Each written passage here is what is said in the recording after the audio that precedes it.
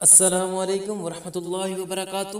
جی ہاں، میں پھر سے حاضر ہوں ایک بہت ہی خاص ویڈیو لے کر، اور آج میں بتانے والا ہوں آپ کو ایک خط جس کا نام کیا ہے، غبار خاطر سے 3 خطوط، جس کے لکھنے والے کون ہیں؟ مولانا ابوالکلام آزاد ہیں۔ تو یہ جو ہے یہ حصہ نثر میں جو آپ کو کل 11 سبق پڑھنے تھے، اس میں سے سب سے لاسٹ یہی سبق ہے، جس کا نام کیا ہے؟ غبار خاطر سے 3 خطوط، جس کے لکھنے والے کون ہیں؟ مولانا ابوالکلام آزاد ہیں۔ اس سے پہلے میں نے کیا کیا پڑھا تھا؟ خاکہ پڑھا تھا، مضمون پڑھا تھا، انشائیہ پڑھا تھا، داستان پڑھا تھا اور افسانہ پڑھا تھا۔ یعنی کل ملا کر ہم لوگوں نے 10 سبق کو پڑھ چکے تھے، اور آج ہم پڑھنے والے ہیں 11ویں سبق، جس کا نام ہے غبار خاطر سے 3 خطوط۔ تو دیکھیے یہ جو ہے غبار خاطر سے 3 خطوط، آخر آپ کی کتاب میں تو 3 ہی خطوط پڑھنا ہے، لیکن کل کتنے خطوط ہیں؟ 24 خطوط ہیں۔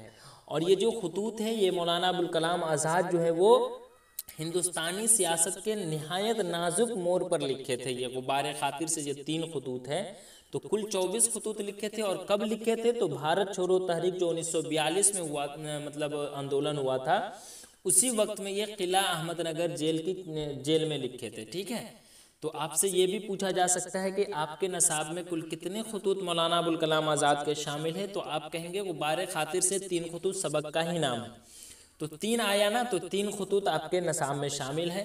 لیکن اگر آپ سے پوچھے کہ مولانا ابوالکلام آزاد کا کل کتنے خطوط ہیں، تو کل اگر پوچھے تو 24 خطوط ہے، جو آپ کی کتاب میں کلیئر لکھا ہوا ہے، ٹھیک ہے؟ اور یہ جو خطوط ہیں یہ کیا کہتے ہیں، حبیب الرحمن خان شیروانی کے نام لکھے تھے۔ یہ بھی آپ یاد رکھیں گے کہ یہ جو خطوط ہے یہ مولانا ابوالکلام آزاد کن کے نام لکھے تھے؟ تو کن کے نام لکھے تھے؟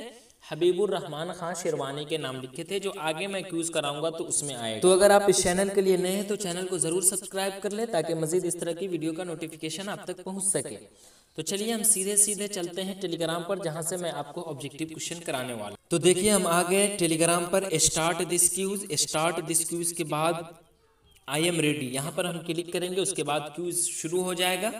تو دیکھیے ہم نے کلک کر دیا، لیکن اس سے پہلے میں آپ کو بتا دوں کہ اگر آپ یہ ویڈیو دیکھ رہے ہیں تو میں آپ کو گارنٹی دیتا ہوں کہ اگر یہ پورا ویڈیو آپ دیکھ لیے تو اس سے باہر آپ کے ایگزام میں ایک بھی آبجیکٹیو نہیں آئے گا، کیونکہ میں نے سبق کو اچھے سے پڑھنے کے بعد ایک آبجیکٹیو جو آپ کے ایگزام میں پوچھے جا سکتے ہیں سب میں نے یہاں پر بتایا ہے۔ 46 آبجیکٹیو آپ دیکھ رہے ہیں، تو اس لیے اگر آپ دیکھ رہے ہیں تو آرام سے اطمینان سے آپ کاپی قلم لے کر بیٹھیں، کیونکہ جو پوائنٹ میں بتاؤں آپ ضرور لکھیں۔ تو چلیے دیکھیں سب سے پہلا سوال کیا ہے؟ غبار خاطر سے 3 خطوط کے مصنف کون ہیں؟ ٹھیک ہے، تو 3 خطوط پھر سے میں آپ کو بتاتا ہوں، آپ کو 3 خطوط پڑھنا ہے۔ تو غبار خاطر سے 3 خطوط کے مصنف کون ہیں؟ مولانا ابوالکلام آزاد ہے۔ علی سردار جعفری کا آپ کو نظم پڑھنا ہے 2، جو اس کے بعد ہم جسٹ پڑھیں گے۔ سلام بن رزاق کا پچھلی ویڈیو میں ہم پڑھے تھے، اور سید سلیمان ندوی کا ہم مضمون پڑھے تھے، تو اس لیے اس کا صحیح جواب ہے آپشن ڈی۔ چلیے اس کے بعد آگے دیکھیں سوال نمبر 2 میں کیا ہے؟ غبار خاطر میں کل کتنے خطوط ہیں؟ دیکھیے یہاں پر کل کتنے خطوط پوچھا جا رہا ہے، تو کل اگر پوچھ رہا ہے تو 24 ہو جائے گا، لیکن آپ کے نصاب میں پوچھتا تو وہ 3 ہوتا، تو یہاں پر کل پوچھا تو 24 ہو گیا۔ آگے دیکھیے مولانا ابوالکلام آزاد کے کتنے خطوط آپ کے کتاب میں شامل ہے؟ دیکھیے اس مرتبہ یہ کوشچن پوچھا گیا تھا 2022 میں، اور کچھ بچے ہیں جو مطلب کبھی غلطی نہیں کرتے تھے، ٹیلی گرام میں جب کیوز دیا کرتے تھے تو وہ بھی اس میں کنفیوژن کی وجہ سے غلط کر دیا، نہ پتہ کیوں 24 میں یا 3 میں 4 میں، اور وہ انہوں نے 4 پر کلک کر کے آئے تھے ایگزام میں۔ تو ایسا نہ ہو، غبار خاطر سے 3 خطوط سبق کا ہی نام ہے، پھر کنفیوژن کیوں؟ اس لیے اس کا صحیح جواب کیا ہے؟ Option C 3۔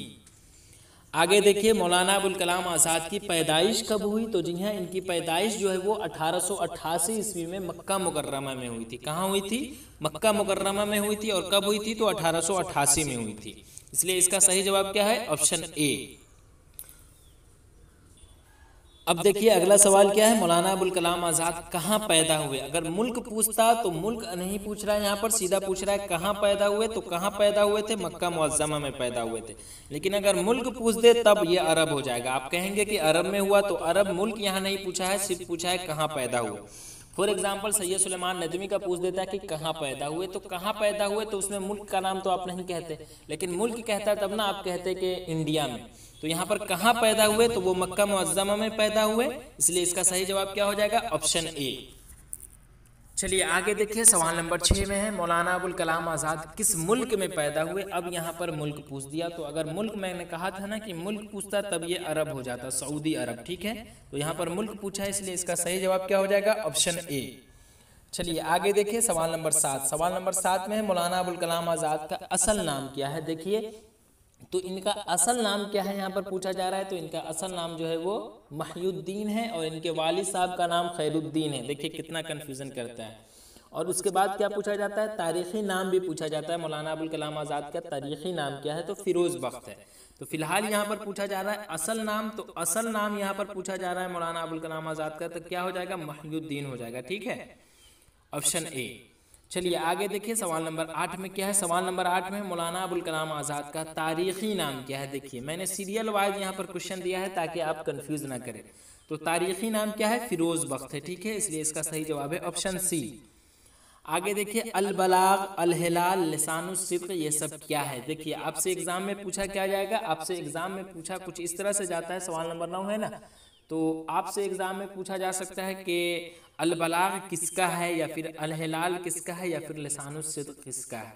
तो किसका, ये तो हम जान रहे हैं मौलाना अबुल कलाम आज़ाद का है, क्योंकि हम पढ़ ही रहे हैं। लेकिन अगर आपसे पूछ देता सवाल नंबर 9 में, जैसे पूछा अल बलाग, अल हिलाल, लिसानुस सिद्क़, ये सब क्या है, तो ये सब क्या है, अखबार है, ठीक है। आपसे 2 नंबर में पूछेगा मौलाना अबुल कलाम आज़ाद के 2 अखबार का नाम बताइए, तो क्या आप लिख देंगे, अल बलाग, अल हिलाल, लिसानुस सिद्क़ में तीनों में से कोई 2 याद रख लेंगे आप, तो याद हो जाएगा, ठीक है, बेड़ा पार निकल जाएगा। तो ये क्या है, अखबार है, ठीक है, तो इसलिए इसका सही जवाब है ऑप्शन डी। आगे देखिए, आगे क्या है, गुब्बारे खातिर, India wins freedom, Tarjumanul Quran, ये सब किनकी किताब है। तो देखिए यहाँ पर तो खैर किताब लिख दिया, लेकिन आपसे पूछ सकता है एग्जाम में कि मौलाना अबुल कलाम आज़ाद के 2 किताब का नाम लिखिए। तो तर्जुमानुल कुरान है, इंडिया विंस फ्रीडम, गुब्बारे खातिर। गुब्बारे खातिर तो हम लोग को पढ़ना है, तो एक तो याद हो ही गया और इसमें से आप पढ़ लेना, ठीक है। तो ये किनकी किताब है, मौलाना अबुल कलाम आज़ाद की है। चलिए आगे देखिए, आज़ाद हिंदुस्तान के पहले वजीर तालीम कौन थे, शिक्षा मंत्री। जी हाँ, तो सबसे पहले कौन बने थे, यही है मौलाना अबुल कलाम आज़ाद ही है। देखिए इनकी पैदाइश कहाँ हुई, अजीब बात है, इनकी पैदाइश जो है वो मक्का मुकर्रमा में हुई, यानी अरब में हुई, और ये हिंदुस्तान के पहले वजीर तालीम बन गए। खुद सोचने वाली बात है कि कितनी पहुँच इनकी है। और ये चीन की चाय पीते थे, ये भी देखिए आप, यानी पैदा हुए मक्का में, उसके बाद वजीर तालीम बने हिंदुस्तान के, और चाय पीते थे ये चीन के। अजीब बात है, लेकिन इनकी पहुँच ही इतनी थी कि क्या बताऊँ। तो आज़ाद हिंदुस्तान के पहले वजीर तालीम मौलाना अबुल कलाम आज़ाद हैं, ठीक है। आगे देखिए, मौलाना अबुल कलाम आज़ाद कांग्रेस के सदर कब बने। जी हाँ, तो आपके किताब में ही लिखा हुआ है, इन्होंने जो है वो 35 साल की उम्र में ही जो है ना, ये मौलाना अबुल कलाम आज़ाद 1923 में। जी हाँ, इसलिए इसका सही जवाब है ऑप्शन बी। आपसे पूछेगा कितने साल की उम्र में, जो आगे आएगा क्वेश्चन, तो 35 साल की उम्र में। और कब बने थे, तो पहली मरतबा 1923 में बने थे, इसलिए इसका सही जवाब क्या हो जाएगा, ऑप्शन बी, यानी ये सियासत से भी इनका लगाव था। आगे देखिए, मौलाना अबुल कलाम आज़ाद ने अपना अखबार अल हिलाल कब निकाला। अभी जस्ट हम पढ़े थे यहाँ पर, 1 मिनट, यहाँ देखिए, अल बलाग, अल हिलाल, लिसानुस सिद्क़, ये सब क्या है, तो ये अखबार है। तो यहाँ पर क्या पूछा जा रहा है, मौलाना अबुल कलाम आज़ाद ने अपना अखबार अल हिलाल कब निकाला, यहाँ पर पूछा जा रहा है। तो 13 नंबर क्वेश्चन का क्या हो जाएगा, कब निकाला, 1912 में निकाले थे, इसलिए इसका सही जवाब है ऑप्शन सी। आपके किताब में पेज नंबर 94 आप खोलेंगे, वहाँ पर दिया रहेगा। आगे देखिए, मौलाना अबुल कलाम आज़ाद ने अपना अखबार अल हिलाल कहाँ से निकाला। जी हाँ, तो कहाँ से निकाला था, तो 1912 में इन्होंने अपना अखबार अल हिलाल जो है वो कलकत्ता से निकाला था, इसलिए इसका सही जवाब क्या हो जाएगा, ऑप्शन ए, कलकत्ता। आगे देखिए, हुकूमत वक्त ने मौलाना अबुल कलाम आज़ाद के अखबार अल हिलाल को बंद कब किया। जी हाँ, देखिए इनके अखबार जो है ना, मौलाना अबुल कलाम आज़ाद का अल हिलाल अखबार, इन्हें बंद भी कर दिया गया था। तो कब बंद कर दिया गया था, ये पूछा जा रहा है। तो सबसे पहले ये कब शाये हुआ, 1912 में शाये हुआ। कहाँ शाये हुआ, तो कलकत्ता में शाये हुआ, जो हम पढ़ चुके हैं। लेकिन ये पूछा जा रहा है कि ये अल हिलाल बंद कब किया गया, तो कब बंद किया गया, 1914 में, यानी 2 साल बाद, 1912 में निकला और 1914 में ये बंद कर दिया गया। आगे देखिए, मौलाना अबुल कलाम आज़ाद को हुकूमत वक्त ने सूबा से क्यों निकाला था। तो देखिए इन्होंने क्या किया था, अल हिलाल जो अखबार है ना, इनका जब बंद हो गया था, तो अल बलाग इन्होंने एक और अखबार निकाला था। तो उसी अल बलाग अखबार जो ये निकाले थे, तो बगैर मतलब ये का तफ्तीश का, तो इसलिए ये जो है ना, अल बलाग अखबार की वजह से इन्हें हुकूमत ने ये सूबा से निकाल दिया था, इसलिए इसका सही जवाब क्या हो जाएगा, अल बलाग, ठीक है, ऑप्शन ए। अलहिलाल नहीं होगा, याद रखेंगे आप। अलहिलाल तो बंद हो गया, लेकिन उसके बाद अलबलाग निकाले ये, तो इसलिए अलबलाग जो निकाले थे ना, इसलिए मतलब इन्हें सुबह से निकाल दिया गया था, जो आगे क्वेश्चन आएगा। आगे देखिए, मौलाना अबुल कलाम आज़ाद को कितने महीनों तक नज़र बंद किया गया था? जी हाँ, ये भी क्वेश्चन आपकी किताब से ही लिया गया है, कोई भी क्वेश्चन ऐसा नहीं है जो आपकी किताब में नहीं है। पेज नंबर 94 आप खोलेंगे, वहाँ पर सारी चीज़ दी गई है। तो मौलाना अबुल कलाम आज़ाद को कितने महीनों तक नज़रबंद किया गया था? 44 महीनों तक नज़रबंद किया गया था, आपकी किताब में लिखा हुआ है। आगे देखिए, मौलाना अबुल कलाम आज़ाद को किस जेल में कैद किया गया था? तो अभी जस्ट हम ऊपर जब बता रहे थे ना कि ये जो गुब्बारे खातिर के खतूत जो है, ये मतलब क्या कहते हैं, हिंदुस्तानी सियासत के नहायत नाजुक मोड़ पर लिखी गई थी और किला अहमदनगर जेल में लिखी गई थी। तो इसलिए इसका सही जवाब क्या हो जाएगा? किला अहमदनगर, ऑप्शन बी में जो है वो हो जाएगा। ठीक है, उसके बाद देखिए सवाल नंबर 19 में है, मौलाना अबुल कलाम आज़ाद का अखबार अल बलाग, देखिए यहाँ पर अब आ गया अल बलाग कब निकला। तो 1912 में जो है अल हिलाल निकला था और 1914 में बंद हो गया था। तो बंद हो गया तो 1912 और 14 के बाद ही होगा। तो देखिए 1912 और 14 के बाद क्या होगा? 19 नंबर क्वेश्चन का आप खुद सोचे, तो वो जो है वो 1915-16 में। ठीक है, यानी अल हिलाल जब बंद हुआ ना, तो वो अल बलाग मौलाना अबुल कलाम आज़ाद निकाल दिए थे। आगे देखिए, गुब्बारे खातिर के खतूत किस जेल में लिखे गए? तो यहाँ पर क्या पूछा था, मौलाना अबुल कलाम आज़ाद को किस जेल में कैद किया गया था? तो किला अहमदनगर जेल में कैद किया गया था। तो जब कैद किया गया था तो वहीं इन्होंने खतूत लिखे थे, तो इसलिए इसका सही जवाब क्या हो जाएगा? किला अहमदनगर जेल, ऑप्शन ए। और ये सब एग्जाम में पूछा जाता है मौलाना अबुल कलाम आज़ाद से बहुत सारे सवाल। इस बार भी शायद लगातार ही पूछा था 5-6 क्वेश्चन, तो इसलिए आप इनके बारे में ज़रूर पढ़ें। देखिए सबसे बीबीआई क्वेश्चन आ गया, सिद्दीक़ मुकर्रम कौन है? तो कौन है? हबीबुर रहमान खान शेरवानी है ना, और इन्हीं के पास तो वो सारे खतूत लिखे थे ये, इसलिए इनको आप भूल सकते हैं क्या? आगे देखिए, मौलाना अबुल कलाम आज़ाद के वालिद का क्या नाम था? तो अभी जस्ट हम ऊपर बता रहे थे कि मौलाना अबुल कलाम आज़ाद का असल नाम क्या था? महिउद्दीन था, और इनका तारीखी नाम फिरोज़ बख्श था, और इनके वालिद का नाम जो था वो खैरुद्दीन था। महिउद्दीन इनका असल नाम था, फिरोज़ बख्श इनका तारीखी नाम था, और शरफुद्दीन को तो छोड़ ही दीजिए, तो खैरुद्दीन हो जाएगा। ठीक है, ऑप्शन बी।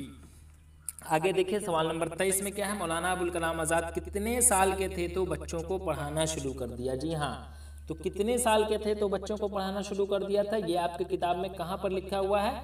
तो करीब करीब आप 2, 4, 5 लाइन नीचे ही आएंगे ना, पेज नंबर 94 में 4 लाइन ही नीचे आएंगे तो वहाँ पर लिखा रहेगा। तो 15 साल की उम्र में, ठीक है, 15 बरस की उम्र में ही है ना, उनके वालिद ने अपने घर में उन्हें तलबा का एक हल्का क्या कहते हैं, दरसो तदरीस के लिए सौंप दिया था, आपकी किताब में लिखा हुआ है। तो इसलिए इसका सही जवाब है ऑप्शन बी। आगे देखिए सवाल नंबर 24, मौलाना अबुल कलाम आज़ाद के पहले रिसाला का नाम क्या है? तो जी हाँ, इनका सबसे पहला रिसाला क्या है, कौन है?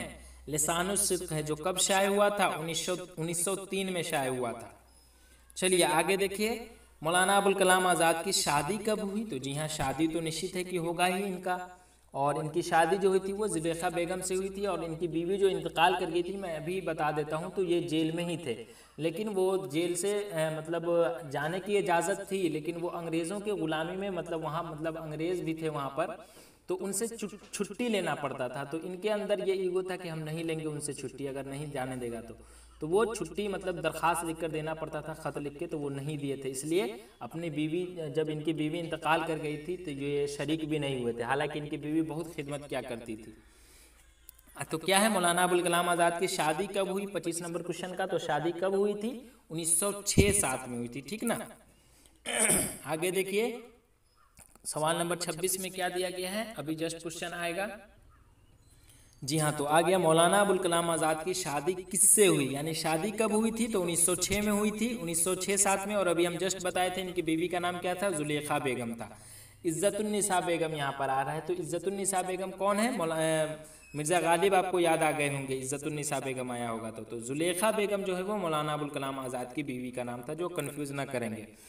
मिर्ज़ा गालिब का भी हम लोग पढ़ने वाले हैं, उसमें भी 70 क्वेश्चन मैंने बनाया है ऑब्जेक्टिव, जो अभी जस्ट मैं आपको बताने वाला हूँ, तो वो वीडियो आप कोई भी बच्चे देख सकते हैं, क्योंकि उससे भी बहुत सारे सवालात पूछे जाते हैं।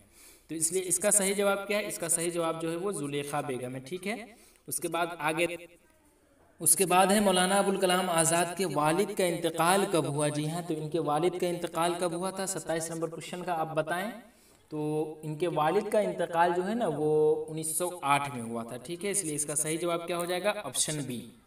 और भारत छोड़ो आंदोलन कब चलाया गया था तहरीक, ये 1942 में चलाया गया था। बहरहाल आगे देखिए सवाल नंबर 28 में क्या पूछा जाता है। आगे है मौलाना अबुल कलाम आज़ाद का इंतकाल कब हुआ, सेम क्वेश्चन आ गया। तो इंतकाल कब हुआ, तो देखिए ये क्वेश्चन मौलाना अबुल कलाम आज़ाद का इंतकाल कब हुआ, तो यहाँ पर ऑप्शन में भी नहीं दिया गया है। खैर ये क्वेश्चन गलत है, इसमें क्या आंसर दिया है मैं एक मरतबा देख लेता हूँ। 1958 दिया गया है, ये बिल्कुल गलत है।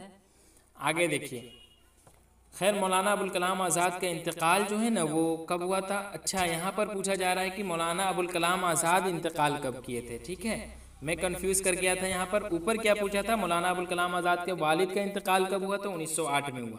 लेकिन यहाँ पर पूछा जा रहा है कि मौलाना अबुल कलाम आज़ाद का इंतकाल कब हुआ, तो मौलाना अबुल कलाम आज़ाद का इंतकाल 1958 में हुआ। ठीक है, आगे है मौलाना अबुल कलाम आज़ाद का इंतकाल किस ओहदे पर फायज रहते हुए हुआ था, तो किस ओहदे पर फायज रहते हुए हुआ था, 29 नंबर क्वेश्चन का बताइए। तो ये जो है ये हिंदुस्तान के पहले वजीर तालीम है ना, तो वजीर तालीम के ओहदे पर रहते हुए जो है ये क्या कहते हैं इनका इंतकाल हो गया था, इसलिए इसका सही जवाब क्या हो जाएगा, ऑप्शन डी।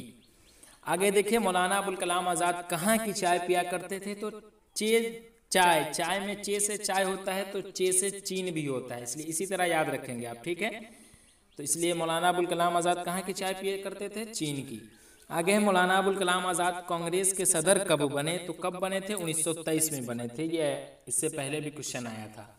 आगे है मौलाना अबुल कलाम आज़ाद कब से कब तक कांग्रेस के सदर रहे। देखिए यहाँ पर ये क्वेश्चन क्यूज मैं ग्रुप में करा रहा था, तो एक बच्चे का सवाल आया था कि सर 1923 में जब ये मौलाना अबुल कलाम आज़ाद कांग्रेस के सदर बने तो फिर यहाँ पर 1940 से 46 के बीच का कैसे सवाल आ गया।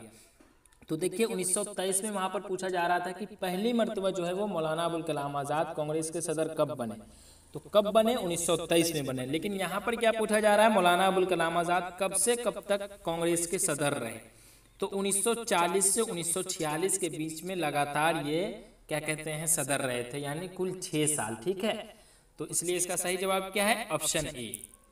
आगे देखिए, आगे क्या है क्वेश्चन, आगे है मौलाना अबुल कलाम आज़ाद लगातार कितने सालों तक सदर के ओहदे पर फायज रहे, तो यहाँ पर क्या था 1940 से 46 तक, तो कुल कितना हो जाएगा, 6 साल होगा ना।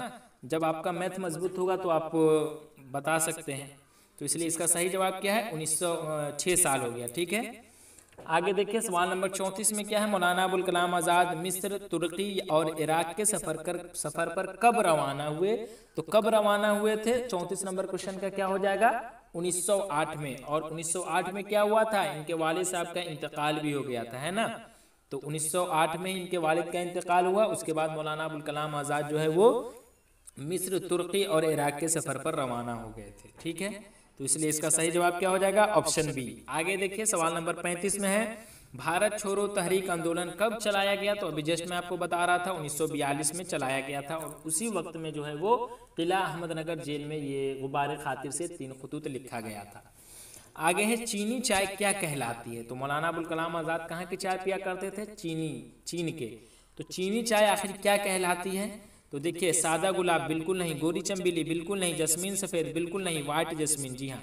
और यहाँ पर जो है जस्मीन सफ़ेद, वहीं यहाँ पर रहता है सफ़ेद जस्मीन, तो हो सकता था, लेकिन यहाँ पर सफ़ेद का मतलब उजला होता है, लेकिन यहाँ पर वाइट जस्मीन दिया है तो ये सही हो गया, वाइट का मतलब भी उजला होता है, तो इसलिए इसका सही जवाब क्या हो जाएगा, ऑप्शन डी। जस्मीन सफ़ेद नहीं हुआ क्योंकि सफ़ेद जस्मीन रहता तब सही होता।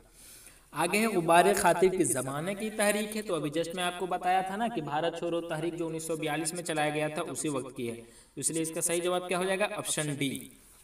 आगे देखिए सवाल नंबर 38, मौलाना अबुल कलाम आज़ाद कितनी उम्र में कांग्रेस के सदर बने, तो जी हाँ अभी जस्ट मैं आपको बताया था कि ये क्वेश्चन आएगा, 35 साल की उम्र में बने थे। और कब बने थे पहली मरतबा, 1923 ईस्वी में बने थे, और लगातार कब रहे थे, 1940 से 46 तक कुल 6 साल रहे थे। ठीक है, तो ये सब बात आप याद रखेंगे। देखिए मैं गलत निशान लगा दिया हूँ, इसलिए यहाँ पर रेड कलर का आ गया, क्योंकि मुझे लगाना था 35 पर और धोखे से मैंने 36 पर लगा दिया, तो ये नहीं है बल्कि ये है। ठीक है, 35, आप कंफ्यूज ना करेंगे। आगे देखिए मौलाना अबुल कलाम आज़ाद किसकी वफ़ात के बाद कलकत्ता गए, तो जी हाँ मैं आपको बताया ही था, इनकी बीवी जब इंतकाल कर गई थी तब वो क्या कहते हैं कलकत्ता चले गए थे, इसलिए इसका सही जवाब क्या है, ऑप्शन ए। आगे है अखबार अल हिलाल के बानी कौन है, तो आपको मालूम ही अखबार अल हिलाल, उसके बाद अल बलाग, लिसानुस सिद्क, ये सब क्या है, किनका है, मौलाना अबुल कलाम आज़ाद का है। तो आपसे पूछे चाहे अलबलाग पूछे, चाहे अलहिलाल पूछे, चाहे लिसान उस्सिद्क़ पूछे के बानी कौन है, तो कौन है? मौलाना अबुल कलाम आज़ाद है, यानी ऑप्शन सी।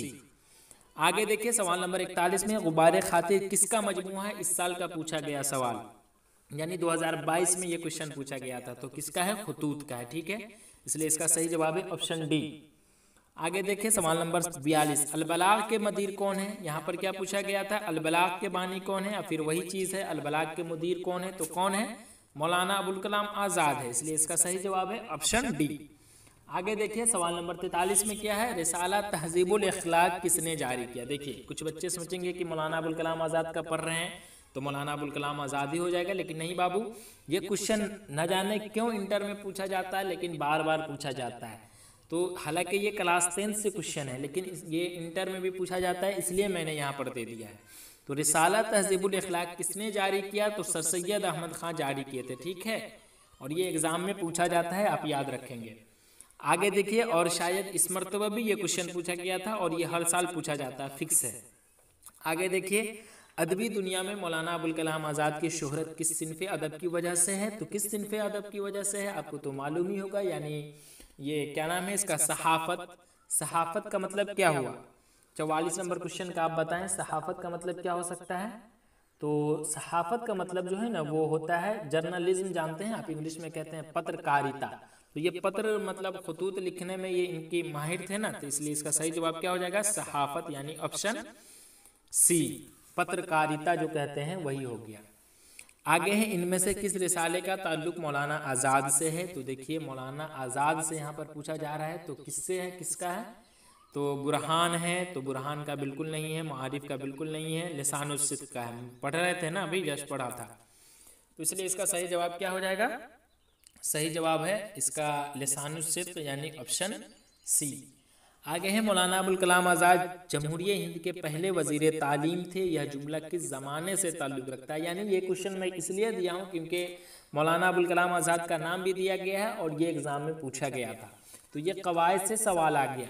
देखिए मैंने आपको बताया था, कवायद का भी मैं बता देता हूँ। माजी, हाल, मुस्तकबिल होता है ना, यहाँ पर देखिए माजी, हाल, मुस्तकबिल तीनों लिखा हुआ है, तो थाथे थी रहता है लास्ट में, जैसे यहाँ पर थाथे थी है, तो इस ये जो है किसकी पहचान है? माजी की है। तो सबसे पहले तो खैर मौलाना अबुल कलाम आज़ाद सदर जमहूरिया हिंद के पहले वज़ीर तालीम थे, ये किस ज़माने से ताल्लुक़ रखता है? तो माजी से हो गया, ठीक है हो हूँ रहता तो हाल हो जाता, ठीक, और गागेगी रहता तो मुस्तकबिल हो जाता। तो यहाँ पर क्या है? थाथे थी है ना, तो क्या हो जाएगा? माजी हो जाएगा, ऑप्शन अलिफ। चलिए आगे देखिए, इस तरह से मैंने सारे सवालों को हल कर दिया, ये लास्ट सवाल था, लेकिन आप यहाँ पर देखिए मौलाना अबुल कलाम आज़ाद जमहूरिया हिंद के पहले वज़ीर तालीम थे, यह जुमला किस ज़माने से ताल्लुक़ रखता है? तो ये एग्ज़ाम में आपके पूछा गया था, ठीक है ना, और ये आप याद रखेंगे। कुछ भी पूछ सकता है, जैसे अहमद राजा था, तो थाथे थी आया ना, अहमद राजा था, यानी माजी हो जाएगा। तो इस तरह से मैंने इस सबक से जो भी सवालात ऑब्जेक्टिव बन सकते थे, मैंने सारे सवालों को हल कर दिया। उम्मीद है अब आप अच्छे से याद कर चुके होंगे। एक मरतबा में आपको याद नहीं हुआ होगा तो आप फिर से एक मरतबा वीडियो देख लें, क्योंकि इस सबक से बहुत सारे सवाल। तो चलिए आज के लिए बस इतना ही, इंशाअल्लाह फिर मैं एक बहुत ही खास वीडियो लेकर आऊँगा, तब तक के लिए खुदा हाफिज़।